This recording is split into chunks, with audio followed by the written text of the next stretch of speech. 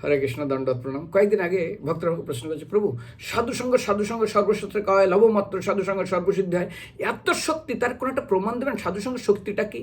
আমরা এটা খুব সহজ উত্তর। বলে কীরকম? ইথার বলে একটা শক্তি আছে যেটা আকাশে বেড়ে বেড়ে, সেটাকে উপলব্ধি করতে কী লাগে? Radio, TV.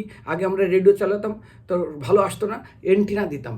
এন্টিনা মানে তার এরকম একটা বড় একটা রড বের করতে হতো, ওইটার ভিতরে হ্যাঁ এইবার ঠিক আছে। কিংবা টিভির ছবি ঠিক মতো আসতো না, ঝিকঝিক করতো, আমরা ঘুরাতাম উপরে এন্টিনাটা, হ্যাঁ এইবার ঠিক আছে।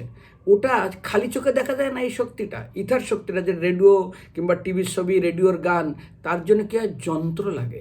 কেমন টিভি, রেডিও, ঠিক সেরকম ভগবানের এই সাধুর সঙ্গে একটা শক্তি। আর এই শক্তি সবার উপর সমান কাজ করে না, এটা এমন পাওয়ারফুল, সবাইকে ভগবানের কাছে নিয়ে যেতে পারে।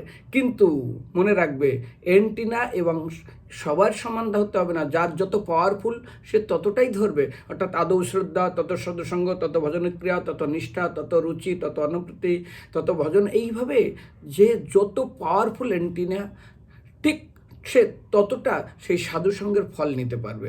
আর যার ভিতরে কম, সে তো ততটা নিতে পারবে না। সেই জন্য মনে রাখতে হবে, এটা আমার দোষ, অন্যের দোষ না। সবার যেমন মাস্টার পড়ায় না স্কুলের সব ছাত্রদেরকে, সবাই কি একই শোনে? তো সবাই একই, কিন্তু সবাই কি একই লেখে, একই রেজাল্ট হয় না? ওটা তাদের ভিতরে শ্রদ্ধা এবং শ্রবণের উপর নির্ভর করবে। সেই জন্য মনে রাখবে যে আমাদের এই যে সাধুসঙ্গের যে শক্তি, সবার উপর আসবে না। যেমন কি বলি, আয়না আছে, কিন্তু যত পরিষ্কার থাকবে তত আয়নায় মুখ দেখা যাবে। কিন্তু আয়না পরিষ্কার আছে, যদি চোখ খারাপ হয় তাহলে তো আয়না ভালো দেখা যাবে না। আয়না পরিষ্কার আছে, চোখ ভালো আছে, কিন্তু ঘর যদি অন্ধকার থাকে তাহলে তো কিছুই দেখা যাবে না। না আয়নাকে দেখো, নিজেকে দেখতে হবে। তাহলে নিজেকে প্রথম আয়নাও পরিষ্কার রাখতে হবে, ঘরও পরিষ্কার, আলো থাকতে হবে, আর নিজের চোখও ঠিকতে হবে, তাহলে তো দেখতে পাবেন। হরে কৃষ্ণ।